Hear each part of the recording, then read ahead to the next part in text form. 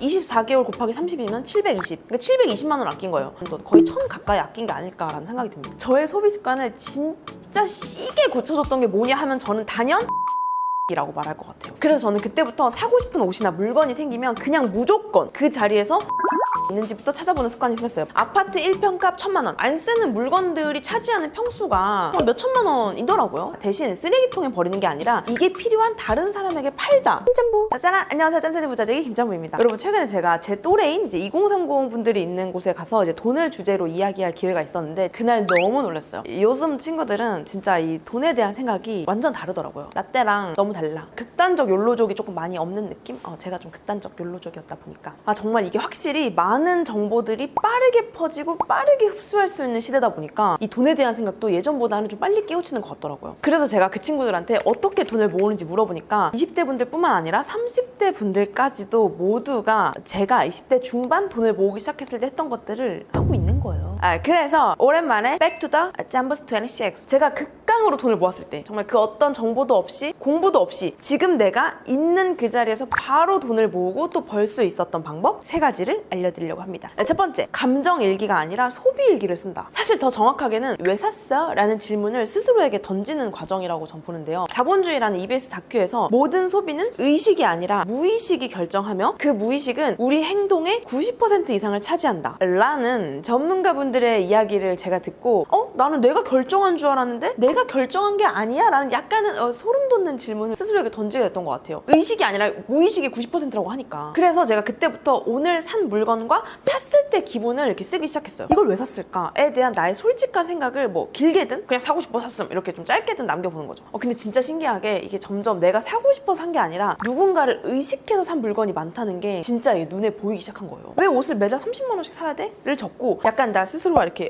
말싸움 하듯 일기를 쭉 적다 보니까 사람들이 나 계속 똑같은 옷 입는다고 생각하면 어떡해? 라고 제가 쓰고 있더라고요. 내가 사고 싶은 것보다 누가 나를 어떻게 볼까가 더 중요했구나. 사람들이 정말 내가 그렇게 계속 똑같은 옷을 입는다고 생각을 할까 싶어가지고 제가 이제 다음날 제 옆자리에 앉은 선배한테 선배 제가 어제 뭐 입었는지 기억나세요? 라고 물어보니까 선배가 진아 나 살기도 바빠 죽겠는데 내가 너 뭐 입었는지 어떻게 기억하니? 라고 하셔서 약간 충격 먹고 그때 제가 이제 사무실에 있는 선배들, 후배들, 동료들을 쭉 보는데 정말 다 친한 선배들, 친한 동료들인데도 어제 뭐 입었는지 진짜 하나도 모르겠는 거예요. 그래서 제가 그때 다 몰라. 다들 관심이 없어. 하면서 이 옷에 대한 소비 관점이 싹 바뀌었었거든요. 그러니까 내 소비의 이유가 어떤 명확한 사실이 아니라 단순 나의 생각이었다는 걸 아니까 이 옷 소비가 쫙 줄더라고요. 2년 동안 옷 한 벌을 안 샀어요. 그러니까 매달 30만 원씩 쓰던 걸 제가 2년 동안 안 산 거니까 24개월 곱하기 30이면 720. 그러니까 720만 원 아낀 거예요. 여러분 아시겠지만 이 옷 소비라는 게 은근히 연쇄 소비 성격을 갖고 있잖아요. 옷 사면 가방 사고 싶고 이거에 얼른 신발 하고 싶고 막 네일아트 하고 싶고 이러다 보니까 아마 저는 거의 이 720보다 훨씬 더 많은 돈, 거의 1000 가까이 아낀 게 아닐까라는 생각이 듭니다. 진짜 이 소비일기 하나로 아낀 거예요, 여러분. 그래서 저는 늘 표현하는 게 이 내 안에 이 통장계에 오은영 박사님이 있다고 생각을 해보자. 왜 샀어? 그래 말해봐. 그리고 두 번째, 중고 제품을 산다. 사실 제가 위에서 2년 동안 옷 한 벌 안 샀다라고 했는데 바로 몇 분 전에 말해놓고 바로 좀 고해성사를 해보자면은 아예 안 산 건 아니고 딱 한 벌 샀었어요. 중고로 샀습니다. 이게 돈을 모으다 보면 자연스럽게 미니멀 라이프에도 관심을 좀 갖게 되거든요. 뭐 적당한 물건, 딱 맞는 소비에 대한 만족감이 생기면서 이 가벼운 삶에 대한 관심이 조금 높아지더라고요. 그래서 그때 제가 눈을 뜬 게 바로 이 중고의 세상입니다, 여러분. 저는 약간 중고에 대한 안 좋은 인식이 있었는데 제가 한번 친구 집에 놀러 갔다가 친구가 나 이거 잘 안 입는데 너 입을래? 해서 당시에 저는 옷을 잘 안 사고 있었으니까 너무 좋아! 하면서 이제 받았거든요. 근데 제가 그거를 뻥치고 생각보다 너무 잘 입고 다닌 거예요. 그래서 이게 남의 옷인지 누가 몇 번 입다가 내가 입은 건지 사람들은 아무도 모르는데 왜 굳이 새 제품을 사야 되지? 하면서 더 싸게 중고를 사면 되는 거잖아. 혼자 조금 유레카를 외쳤습니다. 그래서 저는 그때부터 사고 싶은 옷이나 물건이 생기면 그냥 무조건 그 자리에서 중고가 있는지 중고 제품이 있는지부터 찾아보는 습관이 생겼어요. 마치 제가 기프티콘을 찾는 습관처럼. 특히 여러분 중고 옷 같은 경우는 사람들이 일단 빨리 팔고 싶은 마음, 그러니까 빨리 옷장에서 치워버리고 싶은 마음이 강해가지고 대부분 정가보다 엄청 싸게 팔거든요. 그러니까 이게 사는 사람 입장에서는 완전 땡큐인 시스템이에요. 그래서 제가 중고 추천을 정말 많이 하고 다녔는데 사기당할까 무서워요 하는 분들이 조금 많더라고요. 그래서 제가 오늘 추천하고 싶은 게 바로 번개장터의 안전결제 시스템이에요. 가입자 수만 2천만 명, 진짜 전체 국민의 3분의 1 이상이 쓰고 있고 연간 일반 거래액만 여러분 2조 5천억이 넘는 중고 플랫폼계의 터줏대감 중 하나입니다. 번개장터는 2018년부터 이 번개페이라는 안전결제 시스템을 만들어서 안전한 중고 거래를 위해 노력을 해왔어요. 번개페이가 뭐냐? 에스크로 아시죠? 그것처럼 구매자가 물건을 받고 구매 확정을 한 뒤에 판매자에게 거래 대금이 지급되는 서비스예요. 안전결제가 뭐가 좋은 건데 왜 필요한 건데? 라고 생각이 드실 수도 있는데, 예를 들어 신발을 샀는데 이게 밑창이 다 떨어진 건지 사진이랑 아예 다른 상품인지 받아봐야만 아는 거잖아요. 근데 여러분들이 다 아시다시피 이런 중고 거래는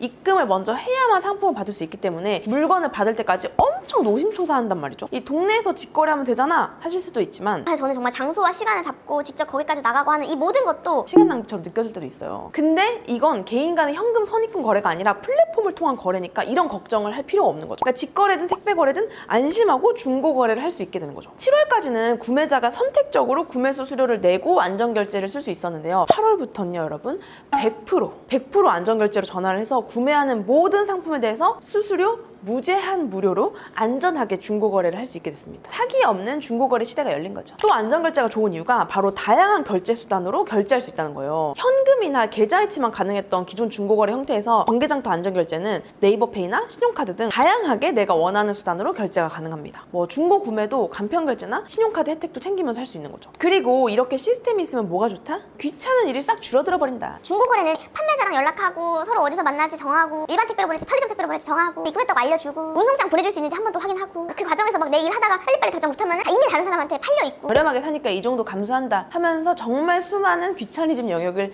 이겨내야 되잖아요. 근데 번개장터는 일반 상품을 사는 시스템이랑 완전 똑같아요. 이게 중고로 구매하는 방법도 진짜 간단해요. 아 사고 싶다 살까 말까 고민하는 거 있잖아요. 그걸 검색하고 상품 찾아서, 근데 너무 많아서 찾기 어려운 필터로 원하는 조건 상품만 모아보고 구매하기 버튼 누르고 간편결제 카드 중에 내가 혜택 받을 수 있는 뭐 결제 수단 고르면 끝입니다. 기존에 입력해줬던 내 배송지 입력하고 결제하면 끝이에요. 추가 비용 없이 사기 걱정 없이 중고 구매로 돈 쓰면서 돈 버는 거예요. 그냥 진짜 일반 쇼핑몰에서 사는 거랑 완전 똑같은 프로세스죠. 그냥 판매자 입장에서도 찔러보기 같은 불필요한 대화가 없고 바로 택배 신청까지 가는 거라서 진짜 편하지 않을까 싶어요. 중고로 사도 좋아요 라고 아무리 말해도 대부분 귀찮아요 언제 또 알아봐요 이런 게 가장 많은 핑계인데 이제 좀 핑계가 어렵겠는걸? 그리고 제가 저번에 기프티콘으로 모든 물건을 싸게 살 수 있다라고 말했었는데 이런 댓글이 달렸었어요. 여러분 무조건 번개장터가 1,000원 이상 더 쌉니다. 그래서 제가 들어갔더니 진짜 싸더라고요. 이건 역시 지금 구매 가능할까요? 같은 질문 없이 바로 살 수 있어요. 물론 이건 판매자가 기프티콘을 보내줘야 하는 시스템이긴 하지만 지금 바로 쓰는 게 아니라 저처럼 뭐 두고두고 오래 쓸 편의점 기프티콘, 어떤 상품권 기프티콘 같은 거는 이렇게 사면 훨씬 싸게 살 수 있다. 물론 100% 안전결제로 바뀌면서 판매자에게 3.5%의 안전결제 수수료가 있긴 하지만 뭐 찔러보기나 불필요한 내고, 개인정보 공유, 택배 알아보기 등등 이런 불필요한 과정이 생략되면서 스트레스가 줄어드니까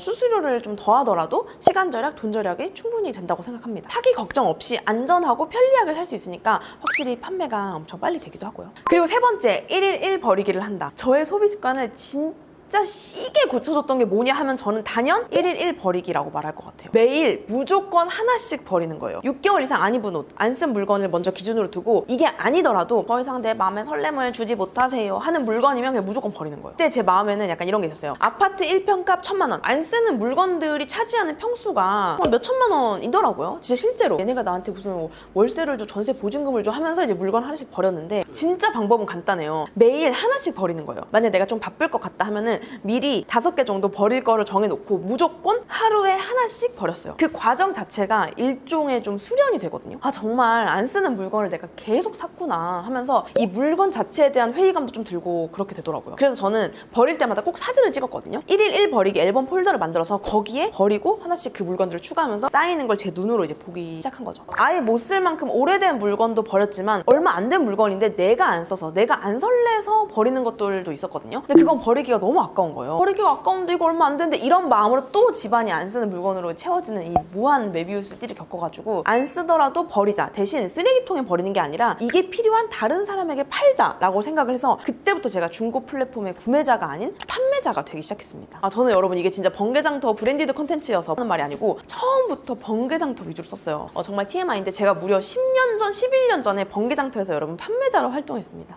산타 언니라는 이름으로 각종 선물들을 팔았었어요. 많았어요. 제가 또 어릴 때부터 이제 선물해주고 서프라이즈 해주고 이런 걸 너무 좋아해가지고 약상자에다가 뭐 사랑의 밴드 막 이런 거 만들어서 이제 DIY로 좀 팔고 했었거든요. 이때부터 약간 관종이었는지 뭐 하나를 팔더라도 그냥 안 팔고 꼭 내 닉네임을 만드는 습관이 정말 그때부터 생겼던 것 같아요. 지금은 제가 어느 순간 그게 좀 창피했는지 너무 안타깝게도 그걸 다 지웠는데 그때 후기가 아직도 남아져 있더라고요. 아무튼 저는 그때부터 내가 뭔가 팔 게 있으면 번개장터에서 팔아야지라는 생각을 했던 것 같아요. 그래서 111 버리기를 하는 동안에도 여기다가 이제 안 쓰는 펜, 뭐 딱 한 번 낀 머리띠 이런 걸 다 팔았었거든요. 저 어차피 안 써서 파는 거니까 가격도 되게 싸게 올렸어요. 막 어차피 버릴 거긴 1,000원이라도 받자 이러면서 이제 되게 싸게 팔았었는데 그러니까 엄청 잘 팔리더라고요. 그래서 제가 이 111 버리기로 번 돈도 정말 여러분 상상 이상으로 꽤 짭짤했습니다. 제가 예전에 중고 플랫폼으로 100만 원 더 버는 법에서도 말했던 것처럼 머리띠, 여자 원피스 팔아요 이렇게 안 하고 이걸 살만한 상황을 설정해서 올렸었거든요. 친구랑 집 앞에서 만날 때 급한 상황에서 후루룩 입기 좋은 편한 원피스, 머리 쫙 올려줘서 팩할 때 촉촉촉 하는 머리띠. 막 약간 이런 식으로 이제 상황을 설정하고 굉장히 좀 잘 팔리게끔